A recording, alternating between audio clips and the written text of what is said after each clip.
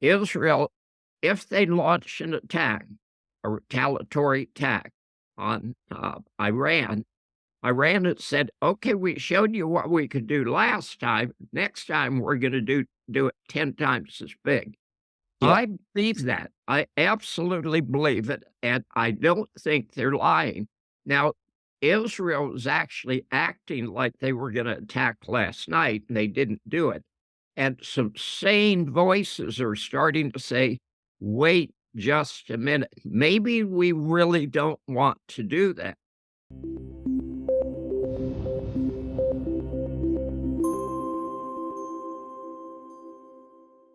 Bob, how are you doing? I'm doing really good. This is an interesting time. I would love to have the ability to predict the price of gold and silver. And obviously, nobody could predict what's happened for the last couple of weeks. So it's interesting. And every time I expect a correction, it's up another $40. Yeah, it is interesting. It's really, I, like you, have been expecting and really still am expecting a pullback, but it hasn't really pulled back what I thought. And yet, the gold stock's a little bit, but there hasn't been this violent prediction drawdown like I thought they would be. No, and I follow sentiment. I was looking for the stocks that I follow, that I own today, and there's no volume whatsoever. And that means there's no sellers. Okay. Now, I don't care if there's no buyers, as long as for the last couple of months, there have been forms of sellers, but there's no sellers today, and that's interesting. It is interesting. I'm very surprised, to say the least. Me and everybody else predicting the price of gold. Yeah, right. Well, let's talk about what happened. Today is the Wednesday, April 17th. Let's talk about what happened over the weekend and what's continuing to happen over in the Middle East with Iran. Okay, one of the things that I try to do in my books is convince people, ordinary people with reasonable access to information, know the answer if they ask the right question. It's all about asking the right question. Okay, now then, we're going to do an interview, and I'm going to interview you. Please. Okay, did Israel deliberately attack the consulate in Syria, the Iranian consulate? You're asking what I think. I would say I don't think so. Why would they do that? Well, that's the second question. Did they deliberately attack the consulate? Of course they did. Okay. Okay. But then why? Why would they do that? That's where it gets interesting. Now, my opinion, and it's just an opinion, is Bibi is trying to make things worse in the Middle East because he faces jail like Biden does once he's out of office. And I think that has a lot more to do with things. He's quite willing to kill hundreds of thousands, perhaps millions of people, just to stay out of jail. But the attack on the Iranian embassy in Damascus was deliberate, and it was designed to force Iran to retaliate. Can you agree with that? So, yes, I can agree with that. Yes. And okay. I see your truth. Okay. So let's go to the attack over this weekend. Iran sent 320 drones, ballistic missiles, and hypersonic missiles. According to Israel and the United States, 99% of the drones and the ballistic missiles were shot down.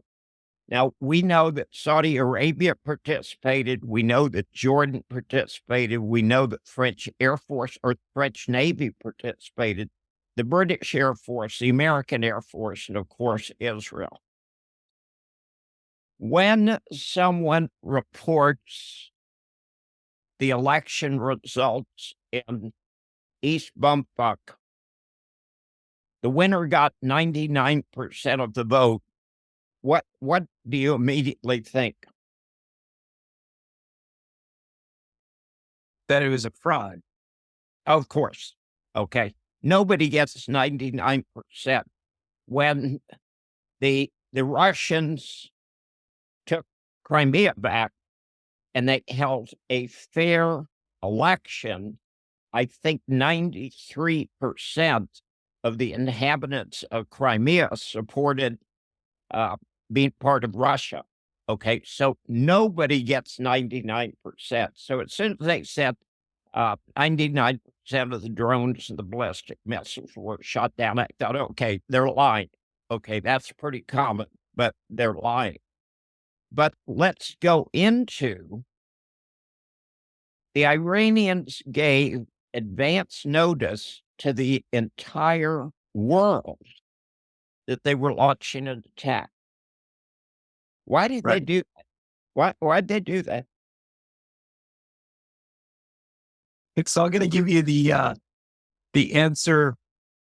Well, I'll give you my answer. They were Okay. they're signaling something so there wouldn't be mass casualties.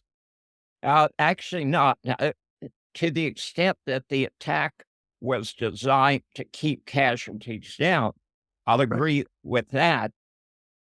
But what they were deliberately doing is painting a bullseye on all those missiles and the drones. They in a bullseye of where they're coming from, or like, No, no, no. yes, you're right. You're Okay. right. I follow We're, you. Yes. yeah, Yes. we're going to fire 170 drones at you, and they'll be there in an hour. Right.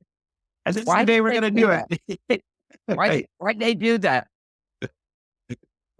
So they'd be shot down Thank you. Why did they want them shot down? to drag us into bigger conflict, to be retaliated against. Nope. No. Nope. They were absolutely sending a message. But here's the mathematics. What does a drone cost? I have no idea. 20 grand. 20 grand. Okay. Okay. What does a Patriot missile cost? $1 million. 4.8 million. 4.8 million. Okay. Okay. Now then, you send over a drone, which has, like a firecracker attached to it. I mean, you're not going to do very much drone or damage. They send over drone, and typically they shoot 3 Patriot missiles. They just spent $12 million, or actually $13.4 million, to destroy a $20,000 drone. The drones were not designed to attack Israel. The drones were designed to deplete Israel's supply of anti-aircraft missiles. Jordan now has 0 Patriot missiles in stock. None. They fired every single one they had. Okay, so they shot down, let's say they didn't shoot down 99%. Let's say they shot down 100% of the drones. Once Israel and the United States and the UK, Saudi Arabia and Jordan and the French had fired off these defensive weapons to shoot down the drones. Then they came in with the ballistic missiles, and I'm going to say, no doubt, some of them were shot down. However, they had 3 targets in mind. They had 2 IDF Air Force bases, and they had a spook station in the Golan Heights. the IDF airports were the airports that they sent the airplanes to attack the embassy, and the spook station was on the Golan Heights was what controlled it. So they had very specific targets, and they hit all three targets. Okay? They just killed the entire military industrial complex in the United States and Israel. Yeah, exactly. United States and Israel. Israel's a big provider of weapons. Okay. Interesting. Here's the problem with the weapons. The weapons don't work. They're expensive and they don't work. Now, General MacArthur warned Americans about the power of the military-industrial complex. Eisenhower did on the last speech that he made as president. And the military-industrial complex has effectively controlled the politics of the United States since 1945. Blinken just said, and I've talked about this, and I think I've mentioned it to you, Blinken just said that the war in Ukraine is a win-win from the United States because 90% of the money comes back to the United States to go to the military-industrial complex. And the reason I gag every time I hear that is it has taken the lives of 700,000 Ukrainian soldiers in a war they couldn't possibly win, and Blinken thinks it's a good thing. Okay, now I hate seeing people caught in war. Okay, I would say in a war. I don't like war. Okay, You and me both. Yeah. I am not a pacifist. I'm actually a warrior. I'm the opposite of a pacifist. Okay, I killed a lot of people, and I would do it again for the right cause. Okay, but that's the key right there, the right cause. I never realized I went to Vietnam as a 22-year-old kid, literally flying the F-4, and I believed all the bullshit that I was told. Well, it was all a lie. So what has happened is that was the most incredible battle in history by Iran. And Iran just showed the United States and the UK and France and Israel who the big dog is in the Middle East. Now, the bad news is, depending on how stupid Israel wants to get, Israel, if they launch an attack, a retaliatory attack on Iran had said, okay, we showed you what we could do last time. Next time, we're going to do it 10 times as big. Yeah. I believe that. I absolutely believe it, and I don't think they're lying. Now, Israel was actually acting like they were going to attack last night, and they didn't do it. And some sane voices are starting to say, wait just a minute. Maybe we really don't want to do that. Now, if Israel came to the table and sat down and said, look, we need to realize we've been a bad neighbor for 80 years. We've been raping, looting, and plundering. We've been murdering Christians. We've been murdering Muslims. And maybe that's a bad idea. Okay. We could have a two-state solution. And personally, my opinion is just my opinion. My opinion is that's the best solution.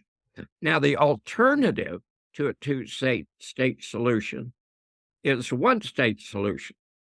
But if Iran is the big dog in the Middle East and Iran is not putting up with any more of Israel's bullshit, who is going to be the one state? Iran. No. Iran doesn't want Israel.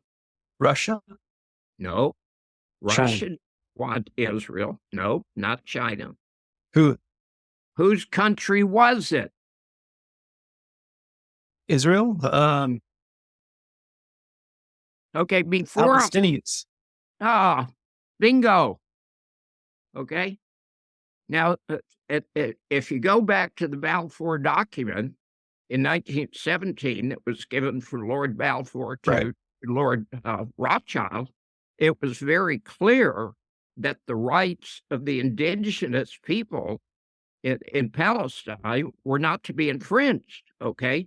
And in 1947, when the UN was voting on the freedom for Palestine/Israel, they said two-state solution. Israel has pretended for 25 years, okay, they were considering a two-state solution. The whole thing about Gaza is to clear Israel of all Palestinians. Now, while we pay attention to Gaza, everybody's ignoring the fact that Israel has murdered about 500 Palestinians in the illegally occupied West Bank. So Israel has had their way for 80 years, had total support from the United States, and they just got their ass kicked. And the only question is, should they attack Iran? Okay, let's ask some questions. What's the population of Israel, approximately? I have no idea. 2 million? 9 million. 9? Was that 9 million. 9 million? Okay, sounds right. Okay, what's the population of Iran? I'm going to guess 40, 50 million. 90. 90. Okay, double what it. Oh, Yeah. So how does a country with 9 million people defeat a country with 90 million people militarily? fear and nukes. Nukes. Now, I believe the attack on the embassy was deliberate on the part of Netanyahu for two reasons. One, and the primary, believe it or not, is to keep him out of jail. And the other is to have Iran respond, and then the United States and Israel will nuke. Draw him into a war. Yeah. Okay. But here's where it gets really interesting. I took the last aircraft to go into Iran before the Shah was overthrown in 1979. I took the airplane in 1978, and he left the country in February of 1979. Were you no pilot? I do. The Shah's twin sister owned an airline, and she flew the American and British expat oil people from Tehran to Abadan to the oil fields. She paid for every airplane 100% every month. And I took a Fokker F-227 to Tehran in November of 1978. You were flying it. Yeah. What can you say about the size of Iran compared to the size of Israel? It's massively bigger. Massively bigger. Okay. Yeah. So you go toss 5 or 10 nukes on Iran. What have you really accomplished? Depends on where they hit, I guess. No, it doesn't. No, it doesn't. Here's something people don't understand that have never been to war. Killing people has nothing to do with winning wars. Okay, everybody thinks, well, you want to go in there and kill as many of them as possible. We killed millions of people in Vietnam. Who won? We didn't win. Okay, we killed hundreds of thousands of people in Afghanistan, and we were fighting goat herders. Who won? We didn't win. Exactly. Okay. So we go in and kill a lot of people, really for the benefit of the military-industrial complex. But that's why we lose every single war. Now, the Russians and the Iranians said, hey, wait a minute. We don't fight wars to kill people. We fight wars to win. And we certainly don't fight wars to feed the military-industrial complex. So we've got this really interesting situation. We could have peace in the Middle East for the very first time in 80 years. And I support that 100%. I think that would be wonderful. There is a illegal immigrant issue in Europe, okay, and I'm in Europe. I'm certainly aware of it. And a large part of it is because 37 million illegal immigrants that have been caused by the wars that the United States and Israel have created over the last 20, 25 years. someone was talking to me about it. Actually, I had someone staying with me, and she said France has too many illegal immigrants. And I said, no, that's the apparent problem. The real problem is there are too many illegal immigrants. And the solution is not to throw the illegal immigrants out of France. That's part of it. But the solution is stop creating illegal immigrants. Okay. We've got this insanity in Texas and Arizona where we're bringing in literally millions of people. Okay. And they're Chinese and they're Haitian. Okay. And they're North African. Uh, there are more Chinese coming in than any other group. Yeah. Okay. Now, if China wanted to send over soldiers as a fifth column, what a great way to do it. Now, Right. I believe, and again, it's just my opinion, I believe that we've been infiltrated and it's going to occur to somebody at some point. Why don't we get these guys guns and they go out and kill 50 or 100 people apiece? Can you imagine what you could do with 10,000 terrorists shooting Yeah. up the United States? So we have created this monster that's out of control. Mayorkas is lying about it. The Democrats are lying about it. Biden's lying about it. And the funny thing to me is nobody actually comes out and says, no, it's a great idea. We should bring all these Chinese in, and we should bring all these Haitians in, and we should spend all this money. Nobody ever says it's a good idea. They just do it. Right. Yeah. So really, my question then is, what happens then? I mean, meaning like, well, let's go back to Iran and Israel then. So we got escalation. Israel's somewhat telegraphing a move. We're going to hit you. And then I just read today, they're going to hit them this weekend. I mean, who does that anymore? But okay. I thought that was that was odd. But yeah, game it out for me. What happens then? Uh, again, the question is more important than the answer. And the question that's important is how many sane people are there in the leadership of Israel? And that It will doesn't look like very many. yeah, that will determine. I literally wrote somebody today and I said, if Israel nukes Iran, and I'll tell you, absolutely, they want to. If they nuke Iran, this will be the end of the Zionist experiment, period. Okay, they're going to lose. Yeah. And there will, those people are going to get sent back to Europe, which is where they belong. Yeah. That's just very grave. Just a lot of lives lost here. And then Well, let me read something to you because it's kind of interesting and truly the question should be how many sane people are there in Israel? I'm going to read something from CNN literally 15 or 20 minutes ago. Okay, let's see here. Okay, they've actually taken it down, which is very funny. But one of the former prime ministers of Israel said it would be really foolish to attack Iran.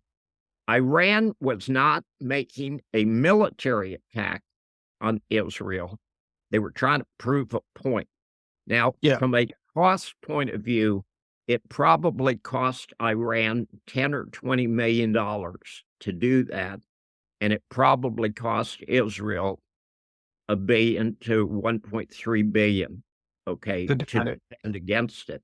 Now, if you spend $1.3 billion to defend yourself and your defenses have 100% failure rate, do not attack somebody else. Okay, I did. I was fighter. Yeah, no I kidding. shot a lot. I shot at a lot of people, and a lot of people shot at me. And there were circumstances you just didn't go into. I mean, we didn't go out there to prove how brave we were. We wanted to come back. And in air-to-air tactics, if the guy fighting you, is better than you, and has a better airplane. He's outturning you. You just put the nose down and run. Okay. Right. Winning air to air is survival. Okay.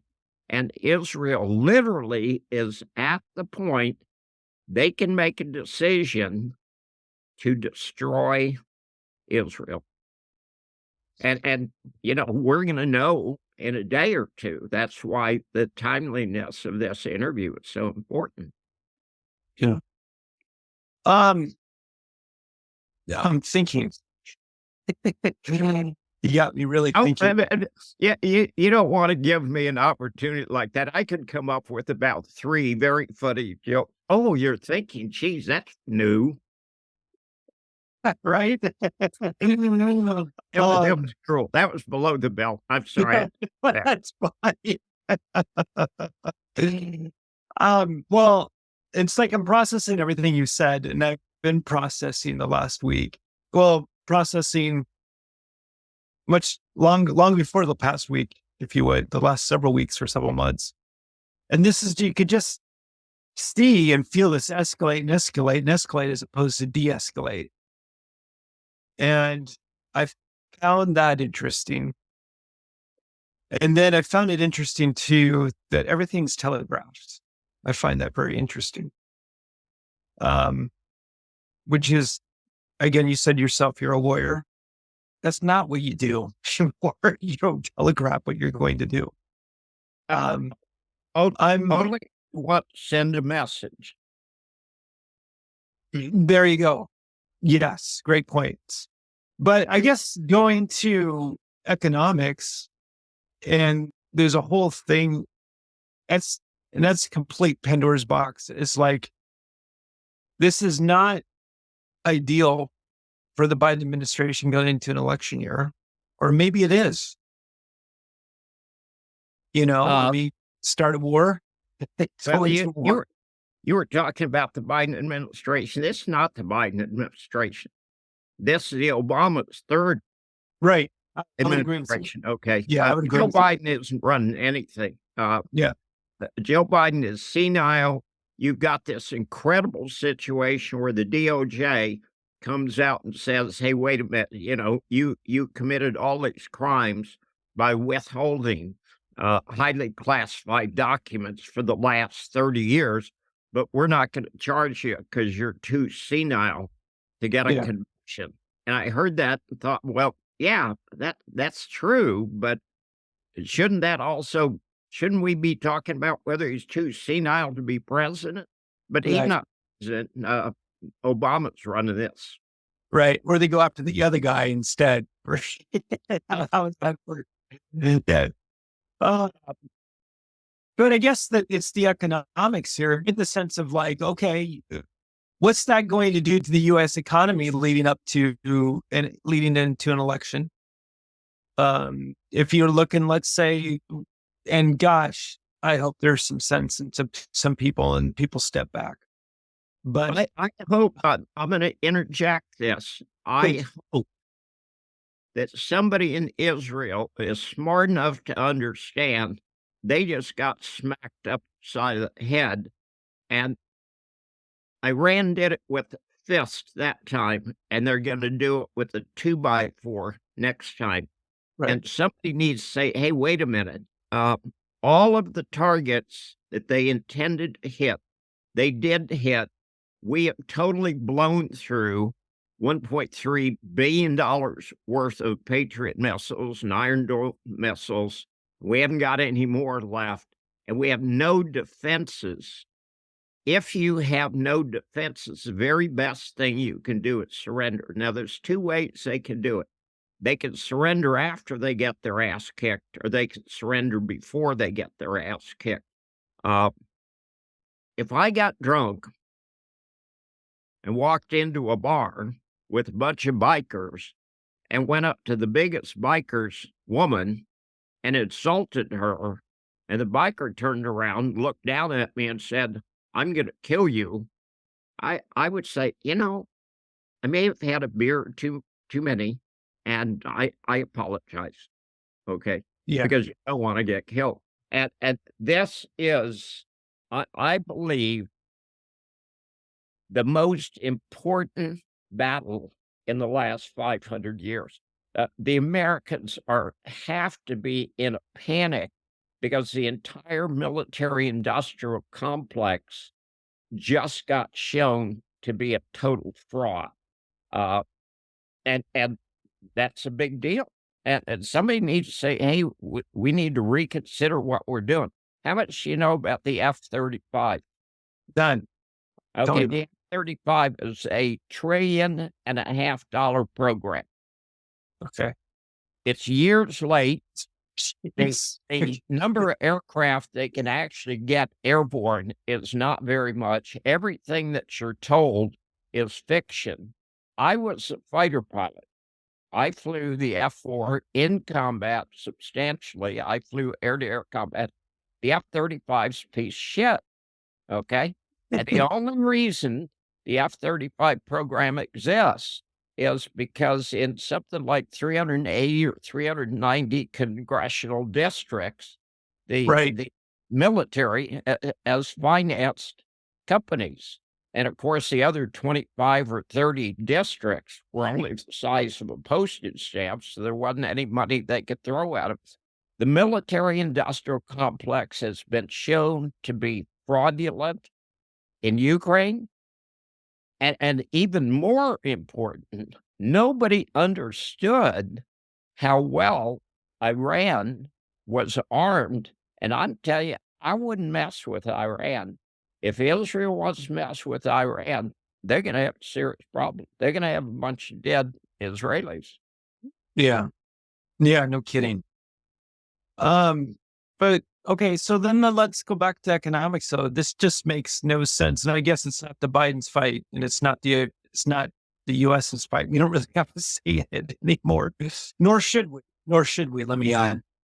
But that is very inconvenient going into an election year. And just think of like what that will do to oil prices, which are soft right now anyways. I mean, you're looking at $150+ a barrel of oil. No, That's you're not not. going to win you. You're looking at $200 a barrel. Exactly. Okay. Iran could close the Gulf of Hormuz tomorrow, and they might do it just to prove the point. Oh, okay, you guys want to attack us this weekend? Try doing it with no oil. Okay. Right. Think about There's- that. Yeah.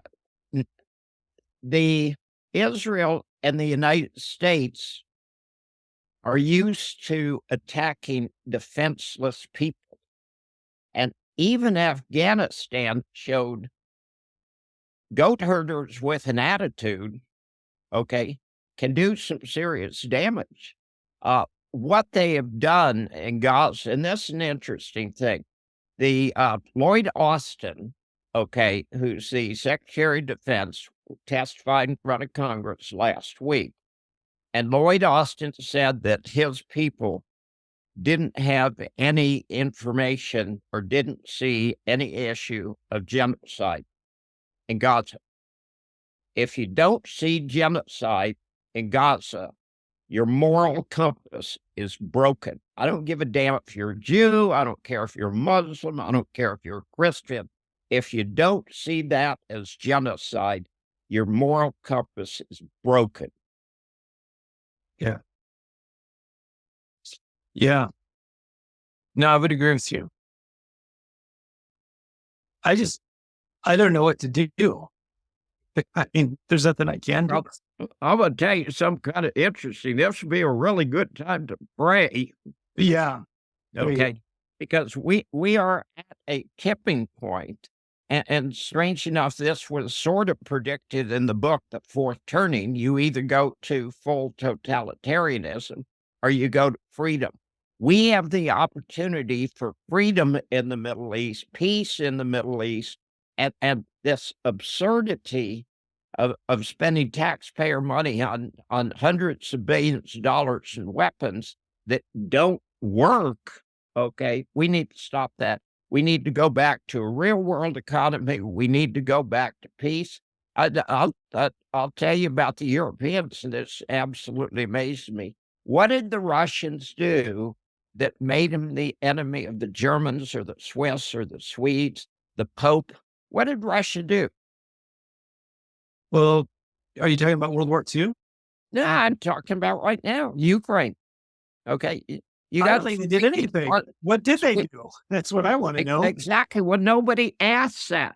Okay, Right. point something out. It's a very important point. Is there any law that says you have to like your neighbor? Not that I'm aware of. Not that I'm aware of either. Okay, but I know damn well there are laws saying you have to get along with your neighbor. Right. Oh, and why Germany would allow a $30 billion of terrorism against Nord Stream, 69% of the companies in Germany have moved all or some of their production out of Germany Right. because the cost of energy is too high. And the very funny thing is that one of the countries they moved their production to was Poland. And yesterday I read Poland is moving production to India. So we've created chaos. The attack, the war between Ukraine and Russia was created by the US and NATO. It was incredibly stupid. It was very predictable that Ukraine and NATO were going to lose. And these arrogant idiots in the Pentagon and these arrogant idiots in Brussels have killed nearly 1 million people. Yeah. That's a travesty. Yeah. Well, we're about to face another travesty, and it's going to be interesting to see which way it goes. Yeah. It is. It is. And that's the thing. It's like you and I going back full circle here. We're waiting for a pullback in the price of gold and silver or gold. And it's like now, and I do still expect it, but now it's almost off the, I don't want to say it's off the table, but it has me doubting it. I mean, I don't think it's going to get to much further with all this stuff going on. Yeah. It's interesting, but what people need to think about is if the nominal price of gold is 2,400 an ounce, how valuable is it to you if you're dead? Yeah. Right. Yep. Yeah. Interesting times, man. So that's a Chinese curse. Okay. May you yeah. live in interesting time. When a Chinaman comes up to you and says, may you live in interesting times, he just insulted you. Yeah, because they want to get the heck away from that guy. So I guess what are you looking at now, or what are you, as this plays out, what's going to be some, I mean, your eyes are wide open. So what's the next shoe to drop that you see? Is it this weekend? Well, it's either Israel gets sober or we have World War III. And the way to determine which one is most likely is take a coin out of your pocket, flip it. Gosh, I don't like those odds when it comes to World War III. Strange enough, I'm hoping a few people in Israel and the United States wake up to that. I had a guy write me today and said, I hope Israel nukes Iran. And I'm thinking, are you crazy? Are you out of your mind? Yeah. Yeah, exactly. Are you out of your mind? Yeah. I don't understand that either. It just, on any level, I just don't understand. We're at the most important turning point in 500 years. Yeah. And two alternatives. One is really good, peace in the Middle East, and the other is really bad. And frankly, I don't know which. I would like to hope that Israel wakes up. Yeah. I do too. Well, let's end on that as hope, a thought of hope, at least. I will pray. And then let's end on two is I'm going to have you on next week in a round table discussion. I'll be talking with you and John Rubino. And okay, I'm now, looking for, I need to put some conditions on that. sure. John Rubino is really a good looking guy, and I want you to insist he wears a mask because, in comparison between John Rubino and me, it just pisses me off because I lose every single time. I will tell him that, and he will laugh. I did tell him that when I had him on 2 weeks ago. He gave a big belly laugh. But I don't mind people being better speakers than me. I don't mind people being smarter than me. But when they're better looking too, that really chaps my ass. yeah, he's a handsome guy. But I was going to say, I'm really looking forward to seeing you both and having you both on, but I'm not looking forward to the circumstances that might happen or might entail. Well, If that makes sense. I hope we make it till next Right. week. Yeah, right. Me too. All right, Bob, as always, it's so good to see you. And as I said offline, this is probably one of my favorite, if not my favorite interview to talk to. So I Well, appreciate your time. I'm kind of fun. For a lot of fun. All right, take care. Okay, my friends.